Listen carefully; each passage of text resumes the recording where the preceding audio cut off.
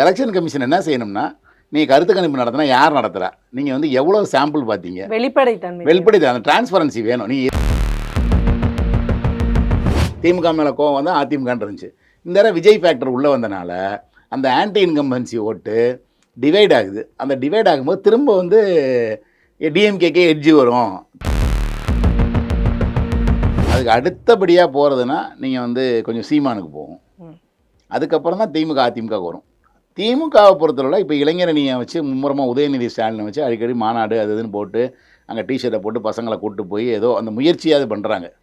நீங்கள் அதிமுகவில் அதுவும் கிடையாது. பல இடங்களில் தாபாக முந்தது, பல இடத்துல அதிமுக பாஜக முந்ததுன்னு. இப்போ கொங்கு மண்டலத்தில் அதிமுக பாஜக முன்னணியில் இருக்குது.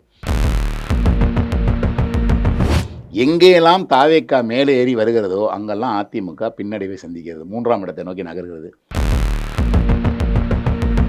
நீங்கள் ரெண்டாவது அந்த ஆண்களோட சில சமயம் சோம்பேறித்தனத்தில் போய் கியூவில் நிற்க சோம்பேறித்தனப்பட்டு அப்படி இப்படிலாம் ஓட்டு போடாமல் கூட விட்டுருவாங்க. பெண்கள் வந்து அதுலேயும் கொஞ்சம் கீழ்த்தட்டு மக்கள்லாம் உறுதியாக போய் பெண்கள் ஆளுக்கு முன்னாடி போட்டுருவாங்க. டைரக்ட் கான்டாக்ட் தான் அவங்களோட அக்கௌண்ட் அரசு அப்படிங்கிறது. நடுவுலலாம் இங்கே முன்னாடி இருந்த மாதிரியான மீடியேட்டர்ஸ்லாம் கிடையாது. அப்போ வந்து ஒரு பயனாளர்கள் வந்து இங்கே நேரடியாக பயன்பெறுறதை நம்மளால் பார்க்க முடியுது. அப்படி இருக்கும்போது பெண்கள் தான் அதிகமான பயன்பெற்ற நபர்களாக வந்து இந்த 5 ஆண்டு காலங்களில் இருக்கிறதா நான் பார்க்குறேன். இல்லை, நீங்கள் இந்த பார்லிமெண்ட் எலெக்ஷனாக திமுக வாக்கு வங்கி ஏறினதுக்கு பெண்களும் ஒரு காரணம் தான், அது மறுக்கலை. ஆனால் அதே நேரத்தில் விஜய் வந்ததுக்கப்புறம் அந்த பெண் வாக்காளர் சேதாரம் ஏற்படுது அவங்களுக்கு.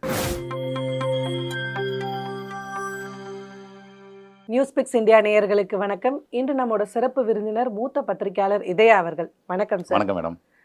தமிழ்நாடு அரசியல் பரபரப்பாக போயிட்டுருக்கு. 2026 தேர்தல் முடிவுகளை நோக்கி பல கருத்து கணிப்புகள் வந்துக்கிட்டே இருக்குது. இது பிரதானமாக என்டிடிவி சிஓட்டர்ஸ்லாம் சொல்கிறது வந்து திமுக வந்து மறுபடியும் ஆட்சி பிடிக்கிறதுக்கான வாய்ப்பு அதிகமாக இருக்குன்னு. இந்த கருத்து கணிப்புகளை நீங்கள் எப்படி பார்க்குறீங்க? அந்த 45% திமுக எடுக்கிறதுக்கு வாய்ப்பு இருக்கா? அதிமுக அதை விட குறைவாக சொல்கிறாங்க, அதர்ஸ் வந்து இன்னும் அதுக்கும் கீழே தான் சொல்கிறாங்க. இந்த கருத்து கணிப்புகள் எப்படி இருக்குது? இல்லை, அவங்க கருத்து கணிப்பு வந்து பார்லிமெண்ட்டுக்காக எடுக்கிறது. அது எல்லா ஸ்டேட்லையும் எடுத்திருக்காங்க. அவங்க எப்பயுமே வந்து ஒரு ஒரு ரெகுலர் இன்டர்வலில் ஆல் ஓவர் இந்தியா எடுத்துகிட்டே இருப்பாங்க. இந்தியா கூட்டணி, என்டிஏ கூட்டணி எப்படி இருக்குன்னு பார்த்துட்டே இருப்பாங்க. அந்த விதத்தில் தான் தமிழ்நாட்டையும் எடுத்திருக்காங்க. அவங்க அந்த பார்லிமெண்ட் ரீதியாக தான் அந்த இதை எடுக்கிறாங்க. ஆனால் என்னென்னா, நான் அதை தான் திரும்ப திரும்ப சொல்கிறது, இப்போ நீங்கள் எலெக்ஷன் கமிஷனே வந்து ஒரு உத்தரவு போடலாம். ஏன்னா இப்போ நிறைய பிளான்டிங் இது நிறையா வந்துகிட்டு இருக்கு. பணம் கொடுத்தும் சில இதை உருவாக்குறதுக்கும், கருத்து உருவாக்க நேரேட்டிவ் செட் பண்ணுறதுக்கும் சொல்லி நிறைய கருத்து கணிப்புகள் வருது. அவர் தான் வெற்றி பெற போகிறார், இவர் தான் வெற்றி பெற போகிறான்னு. அப்போ நீங்கள் வந்து ஒரு கருத்து கணிப்புகளுக்கு தேர்தல் வர்றதுக்கு 6 மாதத்துக்கு முன்னாடி இருந்தே ஒரு வந்து எலெக்ஷன் கமிஷன் அதிகம். ஏன்னா முன்னாடி வந்து நீங்கள் நியூஸை வந்து தொடாமல் இருந்தாங்க. இப்போ அதையே பெய்டு நியூஸ்ன்னு பார்த்து எது பெய்டு நியூஸ்ன்னு பார்க்குற அளவுக்கு ஒரு விழிப்புணர்வு வர ஆரம்பிச்சிருச்சு. ஏன்னா அதில் வந்து விளம்பரத்துக்கு பணம் கொடுத்து நீங்கள் நியூஸாக வர வச்சிங்கன்னா அது ஒரு அந்த பணம் செலவழிக்கிற பணம் தெரியாமல் போயிடுதுன்னு. இப்போ அது மாதிரி கருத்து கணிப்புகளையும் அது மாதிரி உருவாக்க முடியும். அதனால் வந்து எலெக்ஷன் கமிஷன் என்ன செய்யணும்னா, நீங்கள் கருத்து கணிப்பு நடத்தினா யார் நடத்துகிறா? நீங்கள் வந்து எவ்வளோ சாம்பிள் பார்த்தீங்க? வெளிப்படைத்தன்மை அந்த டிரான்ஸ்பரன்சி வேணும். நீங்கள் எதுவுமே இல்லாமல் நீங்கள் வந்து ஒரு 10 பேரை ஒரு தொகுதிக்கு 10 பேர் பார்த்துட்டு ஒரு 2340 சாம்பிள்ஸ் பார்த்தோன்னு சொல்லிட்டு ஒரு கருத்து கணிப்பு சொல்லிட்டு இந்தந்த தொகுதியில் இன்னார் ஜெயிப்பாங்க, இத்தனை தொகுதியில் இத்தனை பேர் ஜெயிப்பாங்கன்னு சொல்லி கொடுக்குறது எந்த விதத்துலையும் இது கிடையாது. 10 பேரை பார்த்துட்டு நீங்கள் வந்து பண்ணவே முடியாது. அது ஒரு தபால் ஓட்டை கூட அதை டிசைட் பண்ண முடியாது, ஒரு கிளாரிட்டி கிடைக்காது. ஏன்னா வெறும் அரசு ஊழியர்கள்ட்ட மட்டும் எடுத்து எவ்வளோ ஒரு 10 பேர் எடுத்தாவே அவங்க போட போகிற தபால் ஓட்டில் அதை கூட கரெக்டாக கணிக்க முடியாது. நீங்கள் குறைஞ்சபட்சம் ஒரு 2% 3% வந்து ஒரு கருத்து கணிப்பு எடுக்கணும். அப்போ தான் வந்து ஓரளவுக்கு நீங்கள் 1 லட்சம் 2 லட்சம் ஓட்டு போலாக போகுது அப்படின்னா நீங்கள் ஒரு மினிமம் ஒரு 6000 பேராக பார்க்கணும், 5000 பேர் 2.5% 5000 பேராக பார்க்கணும். அப்போ தான் ஓரளவுக்கு அந்த கருத்து கணிப்புன்ற இதுக்குள்ளேயே வர முடியும். நம்ம உட்கார்ந்த இடத்துலேருந்து இப்போ என்ன பண்ணுறாங்கன்னா, டெக்னாலஜி வளர்ந்துருச்சு. உட்கார்ந்த இடத்துல ஃபோன் பண்ணுறாங்க, இந்த ஊரில் ஒரு நம்பரை வாங்குறாங்க, நம்பரை கலெக்ட் பண்ணி கொடுன்றாங்க. இல்லாட்டி ஏதாவது ஒரு ஏஜென்சியில் கொடுத்து அந்த ஊர் நம்பரை கலெக்ட் பண்ணுறாங்க. இப்போ அதுக்கு நிறைய விற்கிறதுக்கு நிறைய ஏஜென்சி வந்துருச்சு, டேட்டா விற்கிறதுக்குன்னு. அது மாதிரி டேட்டாவை வாங்கிக்கிட்டு இப்போ மதுரை வடக்கு தொகுதியாக வடக்கு தொகுதி இங்கேருந்து உட்காந்து சென்னையில் உட்காந்துட்டு ஃபோன் பண்ணுறது, நீங்கள் யாருக்கு ஓட்டு போடுவீங்க என்னென்னு. அதில் ஒரு 10 பேர் பதில் சொல்ல முடியாதுன்னு வச்சுருவாங்க, ஒரு 10 பேர் பொழுதுவாமல் இருப்பாங்க, அவங்க பேசுவாங்க அப்படின்னு கேட்டுட்டு பண்ணுறது. இப்போ இதில் சில நம்பர்ஸ் சேகரிக்கிறோம்னா அந்த நம்பர்லாம் வந்து ஒரு குழுமத்துலேருந்து பேசுகிறாங்கன்னா அந்த குழுமம் வந்து எந்த சமூகத்தை சார்ந்த குழுமம், அவங்களுடைய ரிலேட்டிவ்ஸ் யார் இருப்பா அதே சமூகத்தை சேர்ந்தவர், இப்படி ஒரு குறிப்பிட்ட சமூகம் குறிப்பிட்ட சார்பு உள்ளவங்களெல்லாம் சேர்ந்து அதே இடத்துல அவங்களோட 10 பேர்கிட்ட கேட்டோம்னா என்ன ஆகும்? ஒரே மாதிரி தான் வரும். அதெல்லாம் தவறாக வர்றதுக்கு வாய்ப்பு இருக்குது. அதனால் வந்து குறைஞ்சது வந்து ஒரு 2.5 to 3% பேரை பார்க்கணும். பார்த்துட்டு அதுக்கப்புறம் சொன்னா தான் சரியா இருக்கும். அந்த இது இல்ல நீங்க என்ன செய்யணும்னா, நீங்க மொத்தமா வந்து எடுக்கிறதா இருந்தா, நீங்க பரவலா ஒரு இப்ப 5000 பேர், 6000 பேர் அட்லீஸ்ட் ஒரு ஜோனுக்காவது எடுக்கணும். ஒரு மாவட்டத்துக்கு. இந்த மாவட்டத்தில நாங்க ஒரு 5000 பேர், 6000 பேர பார்த்தோம். அப்படி பல தொகுதிகள்ல பார்த்தோம். அப்படின்னா உங்களுக்கு யூனிஃபார்மா ஒரு ரேண்டமா வரும்போது, அது கூட ஒரு அறிகுறி தெரியும். நாங்க துக்ளக் பத்திரிகையில அப்படிதான் பண்ணிட்டு இருக்கோம். நாங்க வந்து ஒவ்வொரு தொகுதின்னு போடாட்டி கூட, பார்லிமென்ட்ல தொகுதி வாரியா போடுவோம். ஏன்னா, அது 6 தொகுதிகள் சேர்ந்தது நமக்கு ஒரு சாம்பிள் சைஸ் கிடைக்கும். ஆனா, அந்த சட்டமன்ற தேர்தல்ல குறுகிய காலம் இருக்கும். வேட்பாளர்லாம் அறிவிச்ச பிறகு ஒரு 10 நாள் தான் இருக்கும். அந்த 10 நாளைக்குள்ள நம்ம போட்டு ஆகணும். பிரிண்ட் பண்ணி அனுப்பணும் கடைக்கு. அப்ப அதுக்குள்ள நமக்கு ஒரு 10 நாள் தான் கிடைக்கும். இந்த 10 நாளைக்குள்ள தமிழ்நாடு பூரா 234 தொகுதிக்கு டீமும் அனுப்ப முடியாது. எடுக்கவும் முடியாதுன்றனால நாங்க என்ன பண்ணுவோம்னா, சவுத் ஜோன்ல இவ்வளோ பேரை பார்த்தோம். இங்கே இவ்வளோ பேரை பார்த்தோம். அவங்க என்ன மாரி கருத்துக்கள் சொன்னாங்க. கவர்மெண்ட் மேல என்ன மாரி ஆன்டி இன்கம்பன்சி என்ன இருக்கு? குற்றச்சாட்டுகள் என்ன இருக்கு? இந்த கட்சி வரக்கூடாதுன்னு சொல்றதுக்கு என்ன காரணம் சொல்றாங்க? அப்படி இப்படின்னு சொல்லி தொகுத்து, அத போட்டு ஒரு பெர்சன்டேஜா போட்டுருவோம். இவ்வளவு அதிமுக கூட்டணிக்கு இவ்வளோ வர வாய்ப்பு இருக்கு. திமுக கூட்டணிக்கு இவ்வளோ இருக்கு. ஆக மொத்தத்தில் இந்த தடவ ஆட்சி அமைக்கக்கூடிய வாய்ப்பு இந்த கட்சிக்கு இருக்கும். அப்படின்ற மாரி பண்ணிருவோம். இப்ப நெறைய இதில அப்படி ஜோன் இப்ப நானே ஒரு இடத்துக்கு ஒரு நீங்க சொல்றது ஒரு விஷயம் கரெக்ட் சார். இப்போ வந்து கிட்டத்தட்ட 6.2 கோடி வாக்காளர்கள் தமிழ்நாட்டுல இருக்கிறாங்க. ஸோ கோடிக்கணக்கில 5.5 கோடி வாக்காளர்கள் ஆயிடுச்சு. எஸ்ஐஆருக்கு அப்புறம். எஸ்ஐஆர் வந்ததுக்கு பிறகு இல்ல எஸ்ஐஆர் வந்ததுக்கு பிறகு வந்த நம்பர் தான் நான் சொல்றேன். ம். எஸ்ஐஆர் ஒரு இன்ஃப்ளூயன்ஸ் பண்ண போகுது இந்த எலெக்ஷன்ல. ஏன்னா பல லட்சம் வாக்காளர்களை வந்து நீக்கி இருக்கிறாங்க சில காரணங்களுக்காக. அது ஒரு ஃபேக்டா இருக்க போகுது. 2வது விஷயம் கோடிக்கணக்கில் இருக்கு 6 கோடிக்கு மேல இருக்கிறதுனால இந்த நம்பர்ஸோ சாம்பிளிங்கோ எப்படி வரும் அப்படிங்கிறது ஒரு டவுட்டபிள் ஒரு விஷயம்தான். இருந்தாலுமே ஆளும் திமுக அரசு அவங்க அனலைஸ் பண்ண ஒரு முக்கியமான விஷயம் வந்து சமூக நல திட்டங்கள் வந்து அதிகமாக பண்ணியிருக்கு. அது நேரடியாக மக்களை சென்றடைக்கிறது வந்து இந்த எலெக்ஷனில் வந்து ஒரு மேஜர் ரோல் ப்ளே பண்ணும். அதனால தான் இந்த எண்ணிக்கையை சொல்கிறேன்னு சொல்கிறாங்க. இது நம்ப தகுந்த ஒரு விஷயமா தானே இருக்குது. ஆளுங்கட்சிக்கு வந்து 2 ப்ளஸ் பாயிண்ட் இருக்குங்க. ஒண்ணு வந்து அவங்க இந்த இந்த இம்ப்ளிமெண்ட் பண்ண திட்டங்கள் இருக்கு. ரூ. 1000 குடுத்தது, புதுமை பெண்ல ரூ. 1000 குடுத்தது, தமிழ் புதல்வன்ல ரூ. 1000 குடுத்தது அப்படின்னு சொல்லி நெறைய அது போக நான் முதல்வன் அது நெறைய ஸ்கீம்ஸ் அவங்க கொண்டு வந்திருக்காங்க. முதல் தலைமுறை பட்டதாரிக்கு இது ஹெல்ப் பண்ணுறது அந்த மாதிரிலாம் நிறையா பண்ணியிருக்காங்க. இப்போ கடைசியாக லேப்டாப் கொடுத்துருக்காங்க, திரும்ப சைக்கிள் கொடுத்துருக்காங்க. இந்த மாதிரிலாம் திரும்ப திரும்ப பண்ணுறாங்க. அடுத்த நியூ ஓட்டர்ஸை கவர்றதுக்காக பல ஸ்கீம்ஸ் பண்ணிகிட்டு இருக்காங்க. அது ஒரு பக்கம் இருக்கட்டும். இலவச பஸ் விட்ருக்காங்க. இந்த மாதிரி அட்ராக்ஷன் இருக்குது. இது போக அந்த கூட்டணி வந்து பார்த்தீங்கன்னா, நீங்கள் ஆரம்பத்துலேருந்தே ஒரே மாதிரியாக ஒரு கட்டுக்கோப்பாக இருக்குது. இன்டாக்டாக அப்படியே கொண்டு வர்றாங்க. ஒரு 5 தேர்தலாக கொண்டு வந்துட்டு இருக்காங்க. எல்லா உள்ளாட்சி தேர்தல் எல்லாத்துலேயும் அதை அப்படியே கட்டுக்கோப்பாக சிதறாமல் கொண்டு வந்துட்டு இருக்காங்க. நீங்கள் அதிமுக கூட்டணி பார்த்தீங்கன்னா, போன பார்லிமெண்ட்டில் இருந்துச்சு, அசம்பிளியில் இருந்துச்சு, பார்லிமெண்ட்டில் உடஞ்சி போச்சு. உடஞ்சது இப்போ திரும்ப ஒன்று சேருது, அவ்வளோதான். ஆனால் அது பிரம்மாண்ட கூட்டணி மாதிரியான ஒரு தோற்றத்தை அவங்க உருவாக்க பார்த்தாங்க. ஆனால் அது நடக்கலை. ஃபீல்டில் அது இல்லை. அது வந்து பழைய கூட்டணியாக தான் பார்க்கப்படுது. ஏற்கனவே இருந்த கூட்டணி அதே கூட்டணி பலவீனமான கூட்டணி அப்படி தான் பார்க்கப்படுது அது. அதனால் திமுகவுக்கு வந்து 2 விஷயம். ஒன்று இன்டாக்டான ஒரு கூட்டணி அப்படியே இருக்குது. அது போக ப்ளஸ் தான் இருக்குது. கமலஹாசன் புதுசாக வந்திருக்காரு, எஸ்டிபிஐ புதுசாக உள்ளே வந்திருக்கு, தேமுதிக எந்த நேரத்துலையும் வரலாம், ஓபிஎஸ் வந்தாலும் கூட வரலாம். இந்த மாதிரிலாம் அதுக்கு வந்து இன்னும் அதிகரிக்கிறதுக்கான வாய்ப்பு தான் இருக்குது. ப்ளஸ் வந்து ஆளுங்கட்சியாருங்களாம் நீங்கள் ஸ்கீம்ஸை இன்னமும் அறிவிக்க முடியும். அவங்களுக்கு கோட் ஆஃப் கான்டாக்ட் வர்ற வரைக்கும் அவங்க ஏற்கனவே கொடுத்துக்கிட்டு இருக்க திட்டங்களை தாண்டி புது திட்டங்களை, புது வாக்குறுதிகளை, இல்லை புதுசாக ஒரு அதில் அப்கிரேட் பண்ணுறதுக்கு எதையா ஒன்று. இப்போ 1000 ரூபா உதவித்தொகைன்னா அதை 1500 ஆக்கலாம். ஏன்னா கவர்மெண்ட் அவங்க கையில் இருக்குது. ஸோ இந்த ப்ளஸ் பாயிண்ட்லாம் ஆளுங்கட்சிக்கு இருக்குது. அதுபோக இன்றைக்கி இருக்கிறதுல பொருளாதார நிலைமையில் திமுக இப்போ வலுவாக இருக்குது. அவங்க இந்த எலெக்ஷனை செலவு பண்ணி பார்க்குறதுக்கு அவங்க ஒரு தகுதியாக இருக்காங்க. ஸோ அப்போ அதெல்லாம் வந்து திமுகவுக்கு ப்ளஸ் பாயிண்ட்டாக இருக்கும்போது திமுக கூட்டணிக்கு தான் சாதகமான அம்சம். அதே நேரத்தில் அவர்கள் 40% ஓட்டு வாங்குறாங்க. நீங்கள் ஆட்சிக்கு திமுக வரும்போதே 21 வரும்போதே அவங்க 45% வாக்கு வாங்கி தான் ஆட்சிக்கு வந்தாங்க. அப்போயே அவங்களுக்கு எதிராக 55% ஓட்டு போலாக இருக்குது. ஆன்டி இன்கம்பன்சியில் சில அதிருப்திகள் வந்தாலும், அவங்களுக்கு ஒரு வேலை நடக்கலை, அவங்களுக்கு ஒரு சொத்து வரி ஏறி போச்சு, ஏதோ ஒரு காரணம் இருந்தால் அந்த வாக்குகளை முழுமையாக அறுவடை செய்கிறதுக்கு இன்னொரு எதிரணி இருக்கணும். இது வரைக்கும் அதிமுக மேலே கோவம் வந்தால் திமுக மேலே கோவம் வந்தால் அதிமுகன்னு இருந்துச்சு.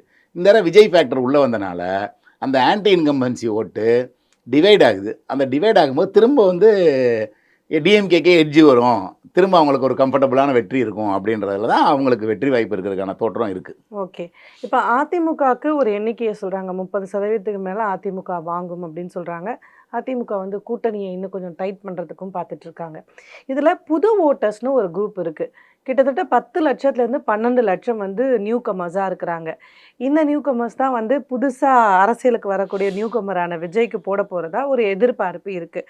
அப்போ இந்த ஓட்டுகள் அதிமுகவுக்கு போகிறதுக்கு வாய்ப்பு இருக்கா? இல்லை அதிமுகவோட ஸ்டேட்டஸ் வந்து இந்த கருத்து கணிப்பை பேஸ் பண்ணி மட்டும்தான் இருக்க போதா? இல்லை அதுலேருந்து ஏதாவது சேஞ்சஸ் இருக்குமா? இல்லை, நீங்கள் புது ஓட்டர்ஸ் வர்றவங்களில் நிச்சயமாக பெரும்பான்மை வாக்குகள் விஜய்க்கு தான் போகும். ம் அதுக்கு அடுத்தபடியாக போகிறதுனா நீங்கள் வந்து கொஞ்சம் சீமானுக்கு போகும். ம் அதுக்கப்புறம் தான் திமுக அதிமுக வரும். திமுகவை பொறுத்தளவில் இப்போ இளைஞரணியை வச்சு மும்முரமாக உதயநிதி ஸ்டாலினை வச்சு அடிக்கடி மாநாடு அது இதுன்னு போட்டு அங்கே டிஷர்ட்டை போட்டு பசங்களை கூப்பிட்டு போய் ஏதோ அந்த முயற்சியாவது பண்ணுறாங்க. நீங்கள் அதிமுகவில் அதுவும் கிடையாது. அதனால் இப்போ இருக்கிறபடி பார்த்தீங்கன்னா புது வாக்காளர்கள் முதல் இடத்துல விஜய் இருப்பார், 2ஆவது இடத்துல அதை பிக் பண்ணுற அளவுக்கு சீமான் இருப்பார், 3ஆவது இடத்துல திமுக இருக்கும், 4ஆவது இடத்துல தான் அதிமுக இருக்கும். அந்த இளைஞர்களை ஈர்ப்பதற்கான எந்த முயற்சியும் இது வரைக்கும் அதிமுக செய்யலை. நீங்கள் அட்லீஸ்ட் அண்ணாமலை இருந்தப்போ கூட பாஜகவால் கொஞ்சம் பேர் ஈர்க்கப்பட்டாங்க இளைஞர்கள். அண்ணாமலை பின்னாடி ஒரு அணிவகுக்கிறதுக்கு ரெடியாக இருந்தாங்க, ஒரு செக்டர் அட்லீஸ்ட். அது குறைவாக இருந்தால் கூட அதுக்கு ஒரு இருந்துச்சு. இப்போ அந்த இதுவும் இல்லாமல் போய் அண்ணாமலையும் ஓரங்கட்டப்பட்டு வச்சுட்டாரு. அதனால் இளைஞர்களுக்கான ஈர்ப்புன்றதே அதிமுக பாஜக கூட்டணியில் மிக குறைவாக இருக்குன்றது தான் உண்மை. ஓகே. இப்போ இந்த மற்றவங்க சொல்கிறது போல திமுக இல்லாமல் பிற கட்சிகள் வருவதற்கான வாய்ப்பு இருக்குது அதிமுகவோ இல்லை விஜயோ அப்படின்னும் போது அந்த நம்பர்ஸ் இருக்குல்ல, அந்த நம்பர்ஸ் எந்த வகையில் அது கூடும் இல்லை குறையும் நான் கேட்குறேன். இல்லை மேடம், இப்போ என்னுடைய இதில் பார்த்தீங்கன்னா நான் பண்ணுற சர்வேயின் அடிப்படையில் நான் சொல்லணும்னா திமுக தான் திரும்ப ஆட்சி அமைக்கிறதுக்கான வாய்ப்பு அதிகமாக இருக்குது. பண்ண துக்குளக்கு இல்லைங்க, நான் தனிப்பட்ட முறையில் இதே துக்குளக்காக நாங்கள் வந்து கடைசியில் எலெக்ஷன் சமயத்தில் துக்குளக்காக பண்ணுவோம். அது துக்குளக்கில் மட்டும்தான் வரும், அது வெளியே பேட்டியாக வராது. இப்போ நான் பண்ணுறது வந்து சில ஏஜென்சிக்காக பண்ணுறேன், சில தனிநபர்களுக்காக பண்ணுறேன், சில சேனலுக்காக பண்ணுறேன். அந்த மாதிரி சில இது பண்ணும்போது அதில் சில கருத்துக்களை தான் நான் வெளியே சொல்கிறேன், சில கருத்துக்களை சொல்கிறது இல்லை. சில பேருக்கு எடுத்து அவங்கள்ட்டே கொடுத்துட்டு அதோட மறந்துடுவேன். ஏன்னா அவங்களுக்கு தேவை அந்த தொகுதி எப்படி இருக்குது, அந்த தொகுதியில் என்ன மைனஸு ப்ளஸ்ஸு, எங்கே வீக்கு, எங்கே ஸ்ட்ராங்கு, எந்த பூத்து ஸ்ட்ராங்காக இருக்குது, எந்த புக்கு வீக்காக இருக்குது, அந்த மாதிரி சிலது இந்த ஸ்ட்ராட்டஜி என்ன பண்ணணும், இந்த தொகுதியில் எப்படி பண்ணால் இது சரியாக வரும், இந்த வாக்குறுதியை கொடுங்க, இதை கொடுங்க, இந்த மாதிரி விசாரித்து அதை கொடுத்து அந்த ஃபைலை அவங்கள்ட்ட போட்டு அவங்கள்ட்ட கொடுத்துட்டா அதோட மறந்துட்டு நான் அடுத்த தொகுதி போயிடுவேன். அதனால் நான் பொதுவாக சொல்லும்போது இந்த மாதிரி வாய்ப்புகள் பொதுவாக இருக்குது. இது நான் மட்டும் இல்லை, நான் சில சர்வே பண்ணிக்கிட்டு இருக்கவங்கள ஜென்யூனாக பண்ணிக்கிட்டு இருக்கவங்கள்ட்ட எந்த இன்டென்ஷனும் எந்த கலரும் இல்லாமல் நியாயமாக என்ன முடிவு வரும் அப்படின்னு தெரிஞ்சுக்கிறக்க ஆர்வத்தோடு சில பேர் பண்ணிக்கிட்டு இருக்காங்க. அந்த மாதிரி யாரோட நான் தொடர்பில் இருக்கேன். அவங்க பார்க்குறப்ப அவங்கள்ட்ட இருந்து நான் எடுத்துக்கிறேன். என்னுடைய சர்வேயை தாண்டி நம்மது சரியாக தான் போயிட்டுருக்கா, அவங்க இது எப்படி போகுது அப்படின்லாம் கொஞ்சம் மேட்ச் பண்ணி பார்த்துக்கிறேன். பல இடங்களில் தாவாக முந்தது, பல இடத்துல அதிமுக பாஜக முந்ததுன்னு. இப்போ கொங்கு மண்டலத்தில் அதிமுக பாஜக முன்னிலையில் இருக்குது. அதே மெட்ராஸ் சிட்டி எடுத்துக்கிட்டிங்கன்னா தாவேக்கா முன்னிலையில் இருக்குது. நகர்ப்புறங்களில் திமுக இது தாவேக்கா முதலிடத்தில் இருக்குது. கொங்குல பல இடத்துல வந்து அதிமுகவே முதலிடத்தில் இருக்குது. அங்கே தாவேக்கா 3ஆவது இடத்துக்கு கூட போகுது. அதே மாதிரி சில விஐபி தொகுதிகள் எடுத்துக்கோங்க, சில அதிமுக பிரமுகர்கள் இருக்க விஐபியாக இருக்கலாம், இல்லை திமுக பிரமுகர்கள் இருக்க விஐபியாக இருக்கலாம். இப்போ அந்த மாதிரியான சில தொகுதிகள்லாம் பார்த்தீங்கன்னா இப்போ தங்கமணி வேலுமணி இருக்கார், இந்த மாதிரி சொல்கிறேன். அப்படி ஏடிஎம்கே இப்போ ராலிமலையில் விஜயபாஸ்கர் இருக்கார், நம்ம உதயகுமார் இருக்கார், கேடி ராஜேந்திர பாலாஜி, இந்த மாதிரி விஐபி முன்னாள் அமைச்சர்கள் தொகுதியெல்லாம் அங்கெல்லாம் ஒரு வேளை நீங்கள் பார்த்தீங்கன்னா அதிமுக முதலிடத்தில் வரலாம், தாவேக்கா 3ஆவது இடத்துக்கு வரலாம். நான் வந்து ஆனால் ஒன்று, எங்கேயெல்லாம் தாவேக்கா மேலே ஏறி வருகிறதோ அங்கெல்லாம் அதிமுக பின்னடைவை சந்திக்கிறது, 3ஆம் இடத்தை நோக்கி நகர்கிறது. எங்கேயெல்லாம் அதிமுக 1 அல்லது 2ஆவது இடத்தை நோக்கி வேகமாக நகருதோ அங்கெல்லாம் வந்து தாவேக்கா தான் 3ஆவது இடத்துக்கு போகுது, திமுக 3ஆவது இடத்துக்கு போகிற அப்படி வரல. அதிமுக 1 தாவேக்கா 2ன்ற நிலைமை எங்கேயும் இல்லை.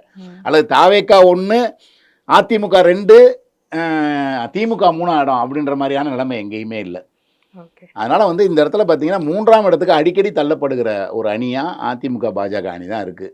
இந்த சீமான் அவர்கள் அப்போ எந்த இடத்துல, அவர் நிரந்தரமாக 4ஆவது இடத்துல தான் 4ஆம் இடத்துல தான் இருக்கார். அவர் வந்து ஒருவேளை கன்னியாகுமரி மாவட்டத்தில் போன தடவை 3ஆம் இடத்துக்கு முன்னேறினார். அது மாதிரி இந்த மாதிரி ஏதாவது ஒரு சில தொகுதிகளில் அபூர்வமாக அவர் வந்து அந்த ஒருவேளை விஜய்ன்ற ஒரு ஃபேக்டர் இல்லைன்னா அவங்க இன்னும் கொஞ்சம் ஆமாம் கண்டிப்பாக நிச்சயமாக அவர் 12% மேலே போயிருப்பார். அவர் படிப்படியாக அவர் ஒவ்வொரு தடவையும் வாக்கு சதவீதத்தை உயர்த்திக்கிட்டே வர்றாரு. நீங்கள் போன தடவை இருந்தீங்கன்னா 6% இருந்தாருன்னா அதில் இப்போ ஒரு 1/3 திரும்ப ஏற்றிருக்காருல, 1/3ங்கிற 2% அதை ஏற்றிருக்காரு. அப்போ இந்த தடவை 8+ இருந்துச்சுன்னா இந்த தடவை ஒரு 1/3 எத்தனை 12க்கு போயிருப்பார் அவர். ஆனால் இப்போ வந்து விஜய்ன்ற ஃபேக்டர் வர்றப்ப இந்த 2 கழகமும் வேணான்னு சொல்லி சீமானுக்கு போடுற சில பேர் யங் ஓட்டர்ஸு, சரி இந்த தடவை விஜய்க்கு போடலாம், அவர் 2 கழகத்துக்கு மாற்று தானே. அதிமுக நாம் தமிழர் கட்சியோட ஓட்டுக்களை தான் வந்து திரு விஜய் அவர்கள் வந்து இல்லை இல்லை அப்படி பிரிக்கிறாராம். சொல்ல முடியாது. நீங்கள் திமுக ஓட்டுகளையும் பிரிக்கிறார், அதில் ஒன்றும் பிரிக்கிறாரு, மாற்றுக்காது. மாற்று திமுக கருத்து. ஓட்டுலையும் பிரிக்கிறார். திமுக இருந்தும் 2 விதமான ஓட்டுகள் போகுது. ஒன்று இளைஞர்கள் வாக்குகள் போகுது, இன்னொன்று ஒரு குறிப்பிட்ட மைனாரிட்டி கிறிஸ்தவ வாக்குகள் போகுது. அதெல்லாம் இது வரைக்கும் திமுக விழுந்துகிட்டு இருந்த வாக்குகள் தான். அதில் இந்த முறை வந்து அப்ப நீங்க சொல்றது பார்த்தா சிறுபான்மையினரோட வாக்குகள் வந்து டிஸ்டர்ப் அது ஆகுதா? கொஞ்சம் டிஸ்டர்ப் ஆகுது. அதான் ஆகுது. சொல்கிறேன், ஆகுது. அதனால தான் நான் என்ன சொல்கிறேன், இப்போ நீங்கள் திமுகவுக்கு 45 போன பார்லிமெண்ட்டில் 47 வந்துச்சு, இந்த தடவை அந்த அளவுக்கு வராது, அது 40 சுருங்க வாய்ப்பு இருக்குன்னு சொல்கிறேன். அப்போ ஒரு 7% வரைக்கும் சேதாரம் அடைகிறதுக்கு திமுகலையும் வாய்ப்பு இருக்குல்ல. ஸோ அவனுடைய வாக்கும் பாதிக்கப்படும். ஆனால் அதிகமாக பாதிக்கப்படுற வாய்ப்பு அதிமுக. ஏன்னா இது ஆன்டி இன்கம்பன்சி ஓட்டு, முழுக்க முழுக்க இங்கே வர வேண்டிய ஓட்டு. எதிர்த்து திமுகவுக்கு எதிர் ஓட்டுகள் நேராக அதிமுக தான் போய் விழுந்திருக்கணும் நியாயப்படி. ஆனால் விஜய் குறுக்க நிற்கிறதுனால அந்த வாக்கள் பிரிஞ்சிருது. அதுலேயும் அவர் வந்து அதிமுகவை கடுமையாக தாக்குறாரு, விஜய் நல்லா தாக்குறாரு அப்படிங்கும்போது அந்த வாக்குகள் அதிமுக இன்னும் பிரியறதுக்கு தான் வாய்ப்பு இருக்குது ஏற்படுது. நீங்கள் போன பார்லிமெண்ட் எலெக்ஷன்லேயே பார்த்தீங்கன்னா பாஜக அண்ணாமலையோடைய அணி 18% வாங்கினது காரணம் அவர் திமுகவை வந்து அதிமுகவோட பலமாக எதிர்த்தாரு அப்படின்ற ஒரு இது வந்துச்சு. அதனால் நீங்கள் வந்து திமுக அதிமுகவில் வந்து இன்னும் சில பேருக்கு ஒரு சந்தேகம் இருந்துகிட்டே இருக்குது. இந்த கொடநாடு கேஸை ஏன் எடுக்க மாட்டேங்கிறாங்க, ஏன் இந்த எல்லா மந்திரிகள் மேலேயும் கேஸ் போட்டு ஜெயிலில் தள்ளுவோன்னாங்க, ஏன் திமுக செய்யலை, ஒருவேளை இவங்க 2 பேருக்கும் ஏதாவது கூட்டணி இருக்குமா, இப்படி சந்தேகம்லாம் சில பேருக்கு இருக்குது. அது சில சமயம் பேசப்படவும் செய்யுது. அப்படி இருக்கும்போது சரி இது வந்து அதிமுக ஒருவேளை அங்கே திமுக எதிர்க்கிறதுல எடப்பாடி ஒருவேளை எதுவும் உள்ளடி வேலை பண்ணுறாரோ, அதுக்கு விஜய்க்கே போட்டு போயிடலாம் அப்படின்னு அந்த ஓட்டுகள் மாறுறதுக்கும் வாய்ப்பு இருக்குது. அதனால் ஒரு பலமான ஆளுமை, திமுகவை எதிர்க்கக்கூடிய ஒரு பலமான ஆளுமையாக எடப்பாடியாரை விட விஜய் இருக்காரு அப்படின்றதுக்காக கூட வாக்குகள் மாறக்கூடும். இந்த முறை வந்து பெண்கள் வாக்கு, இளைஞர்கள் வாக்கு அதிகமாக யாருக்கு போகும்னு நினைக்கிறீங்க? இளைஞர்கள் வாக்கு நிச்சயமாக விஜய்க்கு தான் அதிகமாக போகும், அதில் ஒன்றும் மாற்றம் இல்லை. அதே மாதிரி ஒரு நடுத்தர வயது வரைக்கும் இருக்கிற பெண்களின் வாக்கு அதிகமாக விஜய்க்கு போக வாய்ப்பு இருக்குது. ஏன் நான் இந்த கேள்வியை கேட்டேன்னா, ஆண்களை விடவும் அதிகமான பெண் வாக்காளர்கள் இருக்கிறதா ஒரு புள்ளி கண்டிப்பாக கண்டிப்பாக. அப்படி இருக்கும்போது அது ஒரு முக்கியமான ஃபேக்டராக இங்கே மாறுது இல்லையா? மாறு, அது வந்து ஒரு 2% தான் 2 பேருக்குள்ள வித்தியாசம் இருக்குது. அதுக்காக 60% 40% இல்லை, 52 48 இந்த மாதிரி 50க்கு மேலே ஒரு 1.5% 2% பெண்கள் வாக்குகள் கூட இருக்குது. நீங்கள் ரெண்டாவது அந்த ஆண்களோட இப்போ சில சமயம் சோம்பேறித்தனத்தில் போய் கியூவில் நிற்க சோம்பேறித்தனப்பட்டு அப்படி இப்படிலாம் ஓட்டு போடாமல் கூட விட்டுருவாங்க. பெண்கள் வந்து அதுலேயும் கொஞ்சம் கீழ்த்தட்டு மக்கள்லாம் உறுதியாக போய் பெண்கள் ஆளுக்கு முன்னாடி போட்டுருவாங்க. அதுக்கு ரெண்டாவது வந்து அவங்களுக்கு வந்து இப்போ வாக்குகளுக்கு பணம் வேறு டிஸ்ட்ரிபியூட் ஆகுது. அப்படி இருக்கும்போது வாங்கிட்டு போய் போடாமல் இருந்தால் யாருக்கா ஒருத்தர் போட்டாகணும், போடாமல் இருக்கணும், எல்லாரும் திருப்ப அந்த பணத்தை திருப்பி கொடுன்னு கேட்பாங்க. அதனால் போய் போட்டுட்டு வர்றதுக்கு வாய்ப்புகள் அதிகமாக இருக்குது. பெண்கள் வாக்கு அதிகமாக விழுவும். பெண்கள் வாக்குகளை இப்போ நீங்கள் வந்து மிடில் ஏஜ் வரைக்கும் கூட ஏறக்குறைய விஜய்க்கு ஒத்த வயது உள்ள பெண்களே கூட அவர் மேலே